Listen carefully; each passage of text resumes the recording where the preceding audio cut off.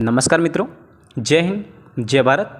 आज बात करशुं ration card धारकों ने जून महीना में मळवापात्र अनाज विषे।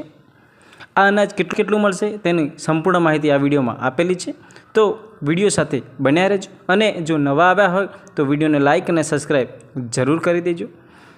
આગળ વાત કરશું અંત્યોદય કાર્ડ ધારકોને કેટલું અનાજ મળવાપાત્ર રહેશે।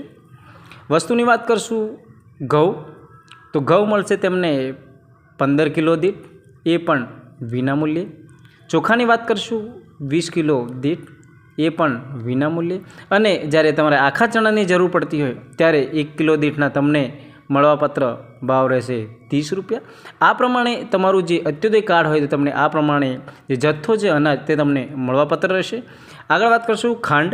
ખાંડ જે ધારકો છે તેને 350 ગ્રામ વ્યક્તિ દીઠ ઓછામાં ઓછા જે 1 કિલો કાર્ડ દીઠ મળવાપાત્ર રહેશે।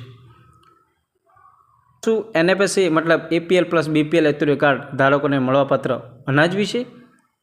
घऊनी बात करशुं तो 2 किलो व्यक्ति दीठ विनामूल्य। आगळ बात करशुं चोखा, जेम के आ पण 3 किलो व्यक्ति दीठ विनामूल्य मळशे। आखा चणा विषे बात करशुं तो 1 किलो दीठ ₹30 ने आपवा पड़शे। अने खांड विषे बात 350 ग्राम व्यक्ति दीठ મળવાપાત્ર રહેશે। जे APL અને BPL કાર્ડ છે એના માટે આ જે જથ્થો છે તમે સ્ક્રીનશોટ પણ લઈ શકો છો।